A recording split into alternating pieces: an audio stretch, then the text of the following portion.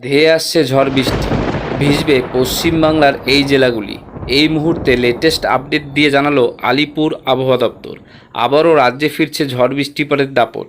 আলিপুর আবহাওয়া দপ্তরের পূর্বাভাস অনুযায়ী আজ উত্তরবঙ্গের একাধিক জেলায় ভারী বৃষ্টিপাতের সম্ভাবনা রয়েছে। দার্জিলিং, জলপাইগুড়ি, কালিম্পং, আলিপুরদুয়ার এবং কোচবিহার এই 5 জেলায় ঘন্টায় 40 থেকে 50 কিমি বেগে ঝোড়ো হওয়ার পাশাপাশি বজ্রবিদ্যুৎ সহ বৃষ্টিপাতের আশঙ্কা করা হচ্ছে। এই জেলাগুলিতে ইতিমধ্যে জারি করা হয়েছে ঝড় বৃষ্টিপাতের সতর্কবার্তা। অন্যদিকে দক্ষিণবঙ্গে আপাতত ভারী বৃষ্টিপাতের তেমন কোনো সম্ভাবনা নেই। হালকা থেকে মাঝারি বৃষ্টিপাত হতে পারে কলকাতা, হাওড়া, হুগলি, উত্তর ও দক্ষিণ 24 পরগনা, পাশাপাশি পূর্ব পশ্চিম মেদিনীপুর, ঝাড়গ্রাম, পুরুলিয়া এবং বীরভূম জেলায়।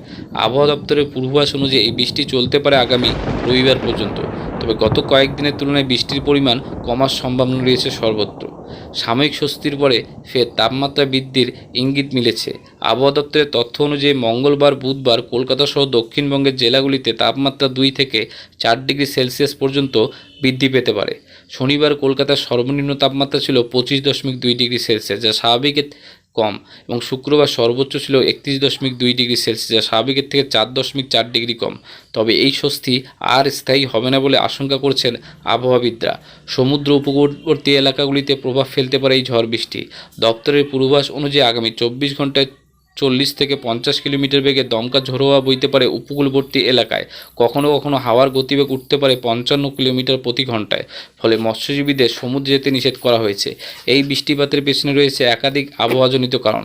পাঞ্জাব, অসম, উত্তরপ্রদেশ, উত্তর বাংলাদেশের উপরে একটি ঘূর্ণাবর্ত তৈরি হয়েছে। সেই সঙ্গে ঝাড়খণ্ড থেকে অসম পর্যন্ত বিস্তৃত অক্ষরেখার প্রভাব পড়ছে পশ্চিম বাংলার উপরও। এই দুটির কারণ মিলিয়ে রাজ্যের উত্তর থেকে দক্ষিণ অংশে আবহাওয়ার এই ব্যাপক পরিবর্তন ঘটেছে।